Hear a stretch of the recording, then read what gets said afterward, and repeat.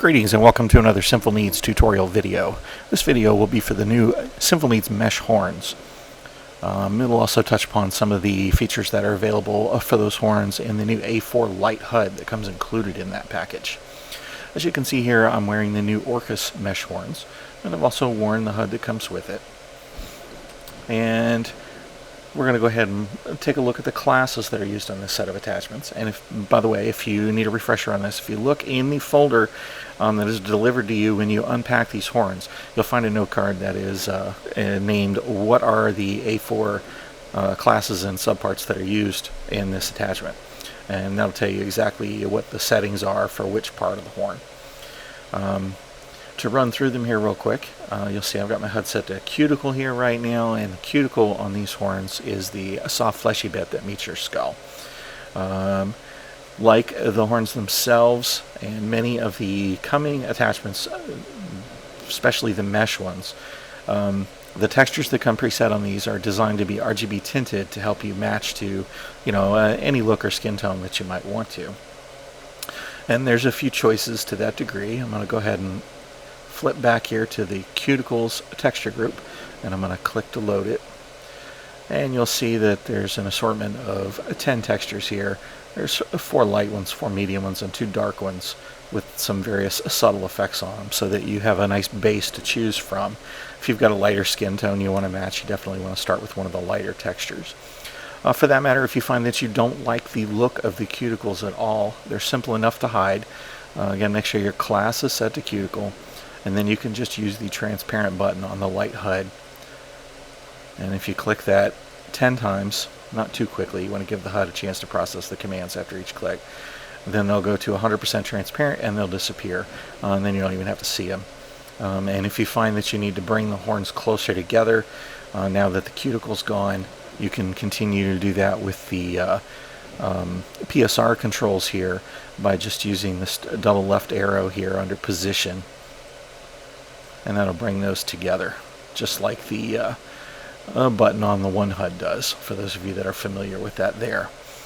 For that matter, while I'm looking at the PSR controls, I'll show you that this set of horns is tagged in such a way so that the left horn and right horn will adjust independently and mirrored to one another.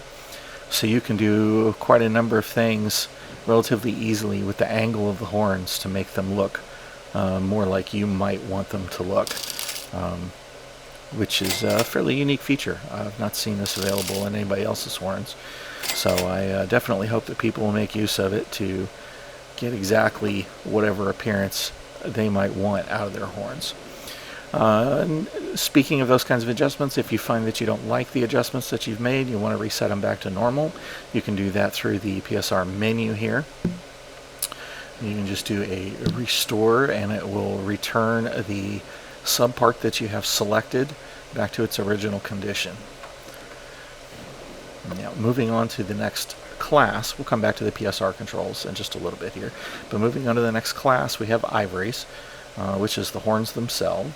And if I can go and load the horns texture group, and this horns texture group is set up specifically for the horns that are used in this attachment. They're shadow mapped and textured in such a way so that they lay on the horns exactly the way that I intended them to. And they range in appearance from a fairly smooth texture. Let's tint this white so you can see it a little more easily. It's a fairly smooth texture. Through this kind of sleek texture to a light scallop and heavy scallop, on through some other special textures. It kind of looks like a cracked clay or a rough bone. So there's a variety here so that you can make your horns more your own. And then, of course, again, like I said, you can tint these any color you want. They come brown by default, but of course you can use anything that suits your fancy. Moving on to the next class is the face light. And now the face light uses the glow controls. So once you have the class set to face light, you can use the glow controls to turn it off or on, or adjust the brightness if you like. with the plus or minus. And for that matter, you can set a color for it if you want to use some kind of a color for your face light. And you just do that by using the RGB controls. Beyond that, we have the gems, which are used on the ornamental bands on the horns. Gems too are available on the HUD, but they're not actually used in any of these horns yet. Leather, if you look at these ornamental bands, this black background is a leather texture. And then you have metal. The first metal is the trim on the outside of these bands, and then the second metal is the scroll work on the inside of these bands. Beyond that, we have the PRIMTATTOO layers. Now, the PRIMTATTOO layers are used for the new special effects that are available on these horns that I hope to be bringing to other Sinful Needs attachments soon as well, especially the new mesh attachments, because it's something that's much easier to do when working with mesh versus trying to overlap a bunch of sculpts. Now for this, we're going to go ahead and we're going to load the texture effects group, and we're just going to use these upper arrows to scroll to it and then click right here on the texture, on the text overlay to get it to load. And you'll immediately see that there's a wide range of textures here. There's a total of 29, there's almost 3 pages. The first one is, these are all semi-transparent that are designed to overlay. Mostly you're going to want to use them with the Fulbright or the glow effect and a partial transparency. And then onto the second page, there's a couple more like that, and then there are some fiery textures and some lava textures. And then finally on the last page, there are some dirt and grime and blood and fluid textures that you can use however you like as well. So let's take a look at some of those right now. Now, the first thing that you're probably going to have to do is, there's actually a texture already applied to the PRIMTATTOO layer that's just been set to transparent out of the bag. So if you have the class set to PRIMTATTOO and hit solid, you may have to click it a few times depending on whether you've adjusted any transparency before. You can see some runes start to fade in, and that's this very first texture in this group. Now I find that this looks pretty good if you just give it a little bit of glow. That might be a little much. I'll turn it down. And then use the texture scrolling on it and turn the animation on. And immediately you have kind of a mystical, magical rune aura on your horns. And of course you can set this color to whatever you like using the RGB panel. And while I'm messing with the RGB panel here, this one works very much like most RGB panels. It does have some memory slots down at the bottom. When you find a color that you like, you just click one of these arrows and it will store it in a slot. And then to apply it, you just click the slot. You can also adjust the brightness on the color that you have selected, as well as go straight to white or straight to black, that sort of thing. And if you're in the middle of fine-tuning something, you can use these buttons here, and they will adjust your RGB by whatever little increment you have set down at the bottom. In this case, it's set to just 1. So that fine-tuning will be especially useful if you're trying to match skin tones and don't have RGB numbers. Moving on from this, you can see there are a number of other textures here, a couple of different kinds of just radiant energy, various densities and effects. And depending on what color you use and how bright and all of that you use it, you can create some very interesting looks. Now I'll go ahead and mention here at this point that you see right now the glow effect that I'm creating is only on the horns themselves. There is actually another PRIMTATTOO layer. There's actually 2 more. There's PRIMTATTOO 2, which is the PRIMTATTOO layer that is over the jewelry bands. And right now, as I make that more solid, you can see that it's still set to something else. Well, I'd like to apply the same texture that I already had chosen, so I'm going to click reapply and tell it yes, and it'll imports the previous settings that I just used and applies them to that as well. Now, PRIMTATTOO 3 is actually a layer that goes over the cuticle, so that you can have your cuticle covered with that effect too, if you like. Now, since I've already hidden the cuticle, we're going to go ahead and make that transparent again, because we don't need to use that in this case.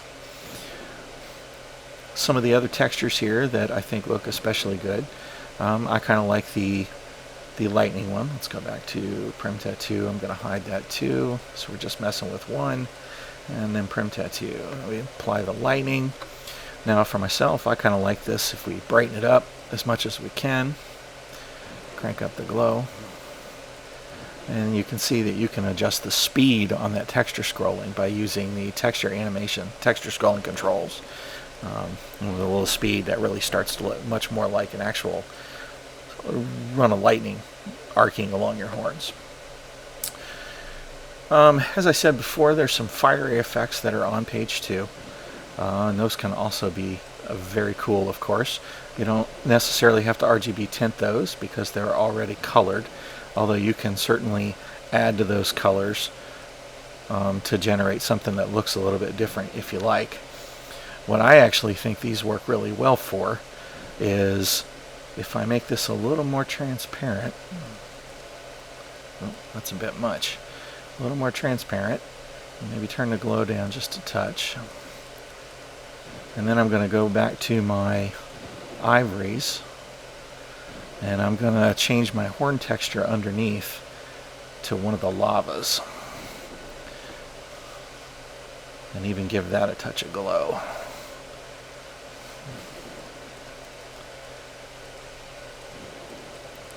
And then you've got kind of a very cool magma looking special effect on your horns. Now, to look at some other options on the HUD here, like I said, the PSR controls will let you adjust the angle on your horns in a variety of different ways. You can also use the resizing controls over here under the hide show button to make them larger or smaller if you need to or want to. And all three of these, the position, scale, and rotation controls, use an increment. You can click the blue menu button and go to increments, and you can choose to change those if you want. Like right now, the positional one is set to a fairly large increment. If you wanted it to be smaller for some reason so you could fine tune, you could choose one of the smaller increments. Also available from that menu are some other useful features. We already talked about the restore that you can use. Either the restore all will return the position of all of the elements on the horns back to their default location and move the horns themselves back to their default location. Whereas the restore will only do that for the subpart that's selected. And now it's worth noting that there are several sets of complex horns in the new Mesh Horns lineup that have Horns 1 and Horns 2 sections that can be adjusted independently. So if you used restore on just the Horns 2 on one of those sets, it would leave the Horns 1 section alone. You can also use this to do a hard reset on the scripts inside. If the horns somehow lock up and aren't responding at all anymore, the hard reset option can be useful. Note though that that will reset the PSR positions, and position, scale, and rotation will go back to default. And finally, we have a lock attachment option.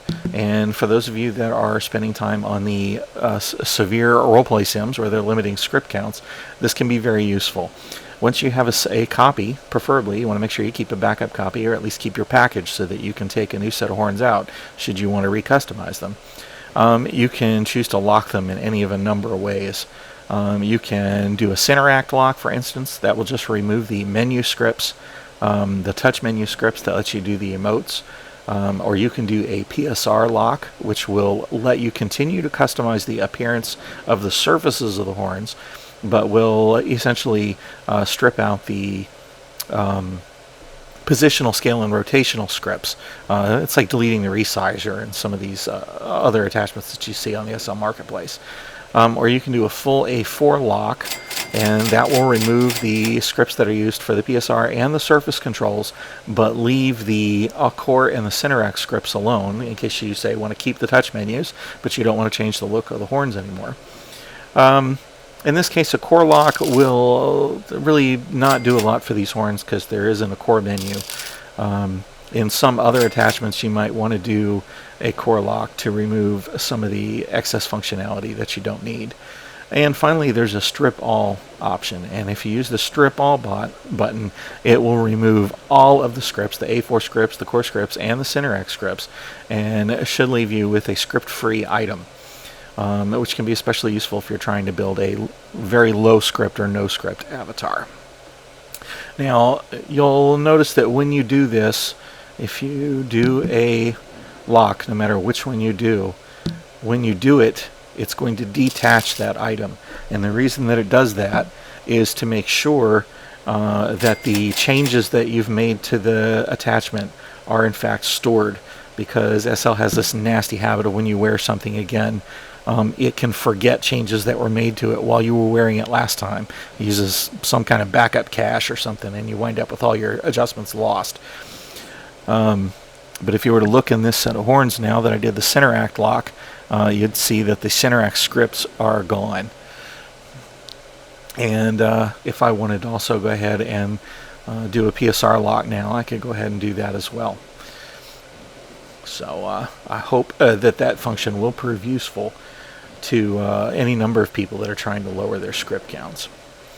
And that covers most of what I needed to talk to you today about the Sinful Needs mesh horns. I hope that everybody will really enjoy these. I plan on doing a lot more mesh items in the future. I have some hooves and some tails coming pretty soon that I think are going to go over really well with y'all. And some of the features will definitely be carried over into those. The special effects layer is something that is going to have to be used sparingly for now, because it essentially means doubling up the prims that are used. But in some cases, it'll definitely be well worth it. I think that, for example, in the hooves that are coming, definitely the hoof part itself will have the special effect overlay. Although, as far as how far into the whole attachment I'll carry that, it will depend on how practical it is.